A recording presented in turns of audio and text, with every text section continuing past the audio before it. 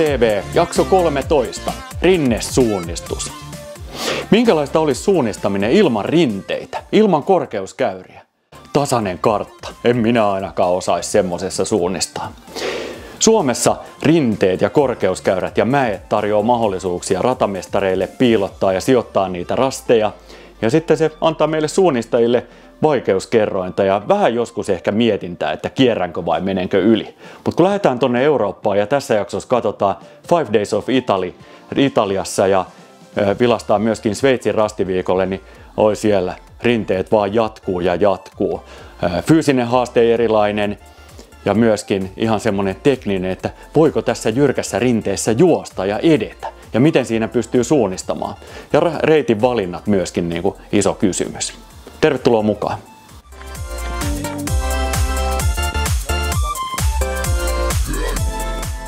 No niin, Italian rastiviikon ensimmäisen päivän ensimmäinen rasti ja aivan Kuutamolle heti tähän rinteeseen, jyrkkään rinteeseen. Meni yhdelle väärälle rastille ja sen jälkeen oli pakko ottaa kiinni tuolta alhaalta laaksosta. Siellä näkyy yksi poikittain menevä tie, josta mä pääsin takas kartalle ja sitten parin 3 minuutin sohelluksen jälkeen löysin tähän kivimuurille, missä oli sitten lippu. Niin tämmönen jyrkkä rinne on kyllä todella vaikeaa niin kuin tajuta se, että onko korkeudessa oikealla tasolla, onko etäisyydessä oikealla tasolla. Täällä niin kuin juttujen kiinni ottaminen tämmöisessä vähän tiheikössä, niin todella vaikeaa. Mut sit hyvä fiilis, leima ja eteenpäin. Tästä lähtee selvästi polku teidän ykkösellä. No tästä ei kamera pääse, mä menin tosta. No niin, eli tuolta lähdöstä lähdettiin ja tultiin isoa polkua. Vaihdettiin pienelle polulle ja noustiin vähän ton mutkan taakse, jonka jälkeen paksuinta käyräviivaa nähtiin tuossa äsken pätkää, tultiin tasossa rinteessä ja aika nätisti osuttiin tähän rastille. Tässä just katsellaan tuonne taakse, niin tuolla 50 metriä alempana aika syvällä näkyy toi tie, joka on tuossa alempana. Että aika jyrkkä rinne, mutta hyvin saatiin suunta ja taso pysymään, niin tultiin suoraan tähän rastille.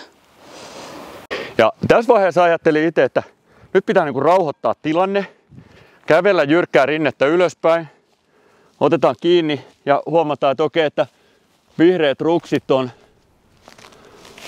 on noita kaatuneita puita. Semmonen pitää löytää tuolta. Aika monta käyrää ylempää. Tässä noustaan ehkä 10 käyrää.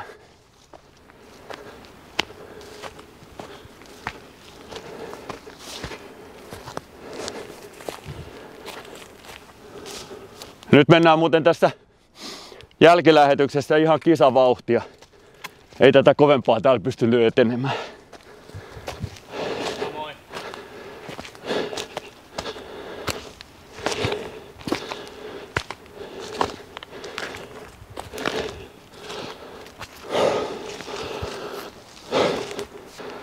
Tasapainoa tarvittiin.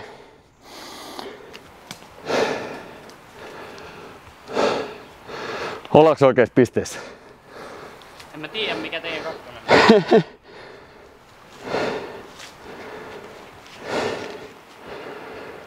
Muuria ei näy kartassa. Nyt se. Ja.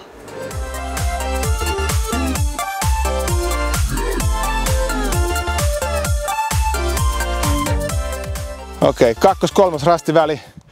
Tästä pitäisi päästä tasossa etenemään koko pätkä, nostaa heti noin 5 metriä ylöspäin. Sitten mennään suunnassa vähän, mutta suunnasta ei hirveästi hyötyä, koska tasossa jos vain pysyttäisiin. Tässä kisassa huomasi, että koitti seurata noita, tai näki muutamia muita juoksijoita, niin jotkut tuntui niin kuin mennä ylös tai alaspäin. Ja tähän näkyy aina jälkilähetyksessä todellakin muodostunut jonkinlainen polku tähän meidän tasossa juoksuun. Tässä huomataan kuinka jyrkkä tää on. Ja tässä tullaan oikeastaan radan jyrkimpiin kohtiin. Että tässä huomaa, että käsi on maata vasten. Voi todella, kengät pyörii jalassa. Koitetaan pysyä tasossa, mutta ei ole kovin helppoa. Tää olisi kyllä aika paha. Aika paha. Oh. Ja se on, että toinen käsi on kiinni rinteessä. Tässä kun edetään, niin kun näette, tai ehkä kamerassa näette, että kädellä joudutaan ottaa tukea rinteestä, niin miten mä luen karttaa? Miten mä pidän etäisyyden? Mä voin laskea vähän askeleita, mutta tässä on niin eri pituista askelta, että todella haastava. Antto, mitä mä teen? Tosi tärkeää tällaisilla on, että sulla on jo rastilta lähdettäessä se koko rastiväli suunniteltuna ja sulla on muutama tosi tarkka kohde, että rinteetkin on jo kuitenkin ainakin jonkun verran kääntyy ja kaarsuu, niin sulla on tiedossa, että minkä notkon jälkeen tai minkä rinteen kulman jälkeen, niin sä lähdet sitten lähestymään sitä rastia, että tällaisella pidemmälläkin välillä niin huomaa, että tässä on rinne tekee toisen kaarteen ja toisen ja sitten pitäisi olla rasti jyrkänne, joka on ainoa jyrkänne rinteessä. Niin sillä tavalla, toki niin kuin sanoit, niin etäisyyden mittaaminen on tosi haastavaa. Koko ajan vauhti vaihtuu ja ei pysty karttaa oikein lukeen tai tarkistamaan, kun pitää koko ajan miettiä mihin astuu. Niin haastava tehtävä, mutta noilla opeilla. Joo, ja tässä kun nyt katsotaan, niin nyt tässä niin oikealla olisi tavallaan jyrkänne ehkä, mutta kartassa on piirretty jotain jyrkänteitä, mutta kyllä tässä niin katoaa se paikka, että missä tarkalleen ollaan. Ja tässähän on tosiaan se, että kun tää on niin jyrkkää tää rinne, niin moni kohta saattaa näyttää jyrkänteeltä, vaikka ei oikeasti olisi. Juuri näin. Mutta nyt selvästi tässä niin tasotta tai tulee pientä tällaista tasaisempaa aluetta. Eli nyt taidetaan siinä just ennen rastia olla vähän tasaisemmalla. Joo. Tästä nyt sitten puttaus sisään. Jos nyt tästä sitten nostaisi vähän ylöspäin, katsotaan tuossa mentiin alaspäin. Tähän nyt on muodostunut juoksijoista polkuun.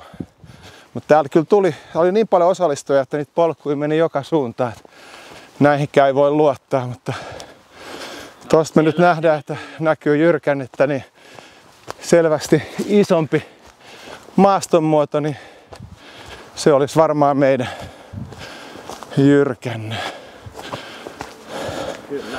Vai mikäs meidän rastimäärä oli? Oliko se jyrkänne? Juu. Eikö se? Joo. Siinä se on. Tollanen, tai siis kumpu, pohjoispuolella. Ei ole kumpu, vaan se on se ympärä siinä jyrkänteen yläpuolella. Eli tuo kivikasa tuolla. Eikö niin, kivikasa. Tässäkin oli näitä tällaisia eroavaisuuksia. Suomessa on tottunut tiettyihin merkintöihin ja tässä nyt sitten on tällainen ja siitä leima. Kivikasa. Meni aika monta väliä ennen kuin oppi lukemaan, että tää oli se rastimäärä tai rastin piste. Tää ekan päivän rastiväli 2-3. Kuten huomattiin, se oli aika haastava harrastajasuunnistajalle. Me edetään. Anton, miten tää nyt kannattaisi mennä? No meillä on tässä muutama vaihtoehto ja tässä kannattaa ehkä huomioida niin kuin omia vahvuuksia ja heikkouksia, että helpoin suunnistuksellisesti olisi varmasti se, että lähtisi tästä rastilta, nousisi 1-2 käyrää saman tien ja sitten jatkaisi koko matkan rinnettä tasossa. Ja ainoa siinä pitää vaan pystyä lukemaan toi rinteen kaarre ja toinen kaarre ja sitten rastille. Nämä pitää pystyä havainnoimaan, niin silloin toi on varmasti niin kuin suunnistuksellisesti helpoin. Kuten kuitenkin huomattiin, niin se jyrkkä rinne oli aika vaikea mennä. Sitä karttaa tai kompassia ei pystynyt ihan hirveästi katsoa.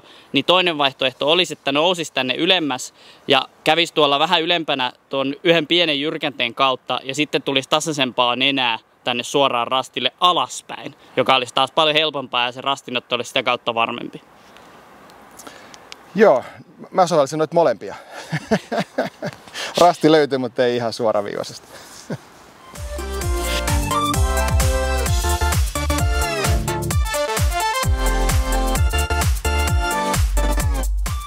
Sveitsin rastiviikot. Se on 6-päiväinen suunnistustapahtuma. Joka toinen vuosi järjestetään käytännössä noissa Sveitsin isoissa laskettelukeskuksissa. Mä oon ollut pari kertaa siellä ja ne on ollut molemmat kerrat niin käytännössä kaikki kilpailut vuorten rinteillä.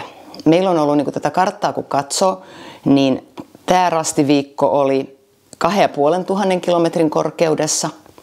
Kaikki oli avointa ja hirveästi vaan käyrää.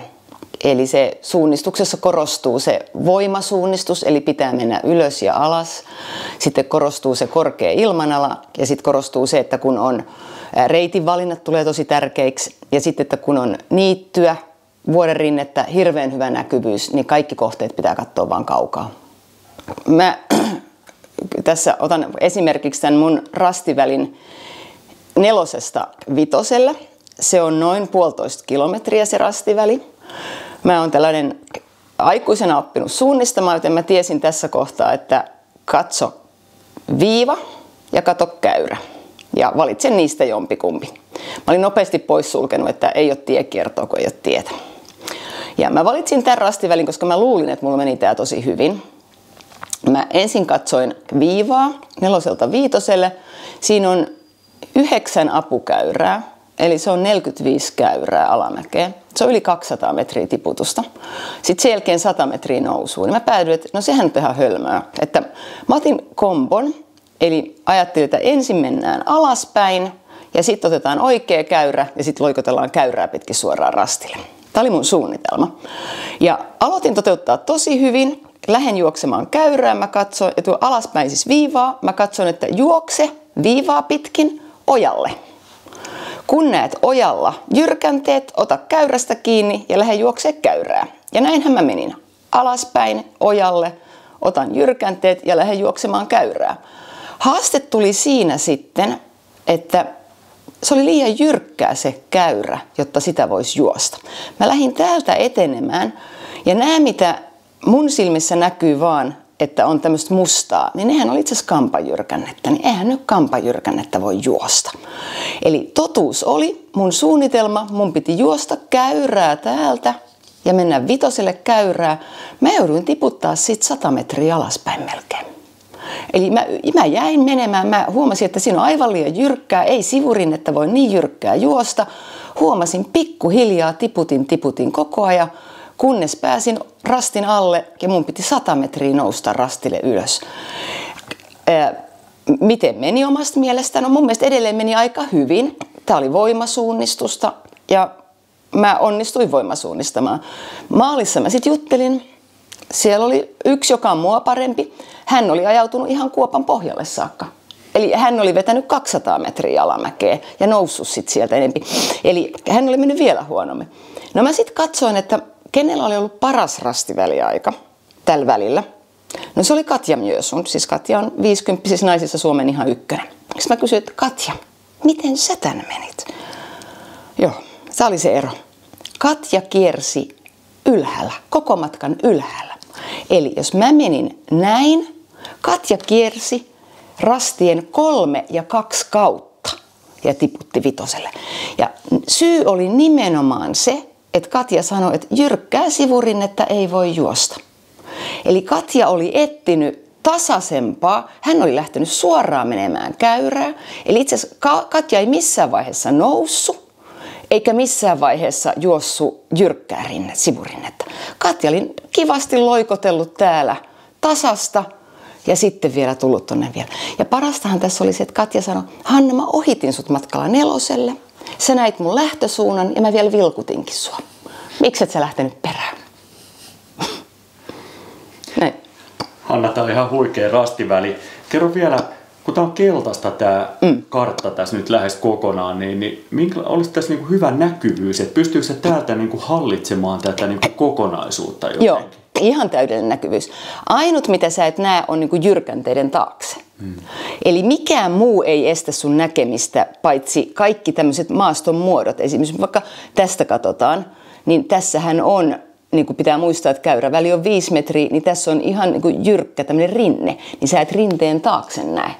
Aivan. Eli käytännössä se ei ole se rastin löytäminen, ei ole se ongelma, vaan se ongelma on se, että miten sä löydät reitin, jossa mahdollisimman vähän on niin kuin ylämäkeä tai alamäkeä ylimääräistä ja sitten se semmoinen kulkukelpoisuus.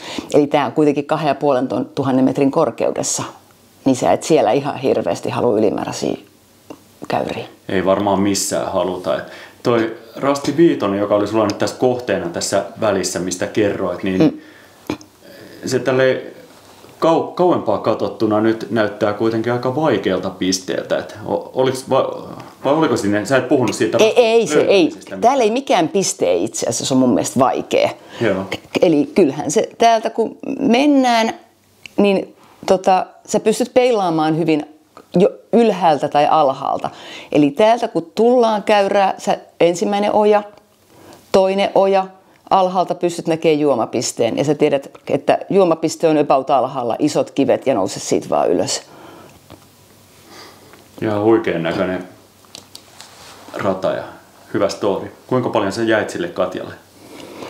Oisinko mä joku 5 minuuttia jäänyt? Ei kai se nyt niin paljon. Ei se, siis kuten mä sanoin, mulle hyvä rastiväli. Loistavaa. Mitkä sun vinkit olisi harrastajalle rinteessä? No se ensimmäinen vinkki on se, että se reitin valinta. Kato viiva. Sitten jos siinä on käyrää, niin kato sitten se, että voitko lähteä käyrää kiertämään. Et usein pitkäkin kierto voi olla paljon parempi. Sitten toinen on, että jos näkyy tämmöisessä niin polkuja, niin sä tiedät, että polut on hyvä kulkuisia. Niitä on tosi vähän, mutta niitä kannattaa silloin kyllä hyödyntää, että ne on nopeita juosta. Eihän tässä nyt ole kovin montaa polkua kyllä. Aivan. Ja ehkä sitten toinen vinkki vielä. Kun on hyvä näkyvyys, niin pisteet, kaikki kannattaa pelata kaukaa. Siis jopa rastin takaa. Että sä voit katsoa niin kuin jonkun kohteen 2 kilsan päästä ja juosta sitä kohti. Tai niin kuin tässä, no tämä nyt oli talo ja juomapiste, niin mä otin sen niin kuin alhaalta ja sitten mä katsoin vaan, että siitä sitten noustaan ylös.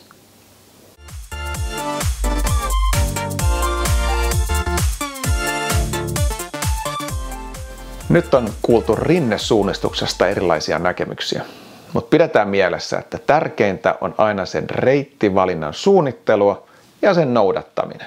Ja reittivalinnalla matkalla kannattaa olla niitä muutamia pisteitä, jotka nappaa itsellensä ja sitten pysyy sillä valitulla reitillä. Kun näitä korkeuskäyriä on niin paljon, rinteissä erityisesti, kuultiin, että joskus kannattaa nousta todellakin ylemmäs. Siellä on ehkä helppokulkuisempaa, tasaisempaa maastoa. Joskus se vasta voi olla alempana. Matkalla saattaa olla jonkinlaisia notkoja, jos menee puroja. Ne kannattaa laskea tarkasti ja ottaa niistä itsensä kiinni. Joskus näkee myös hirveän kauas. Jos on avonaista maastoa, niin välttämättä se piste, jonka valitsee, niin ei tarvitse olla sillä omalla reitillä, vaan vaikka sen rastin takana, vaikka kilometri kauempana, mutta se pitää linjassa.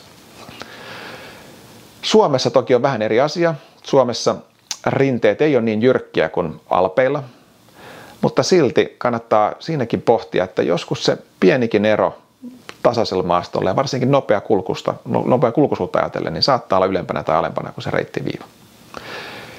Kuultiin myös, että hengitys oli aika raskas noilla meidän selostajilla tuossa videolla.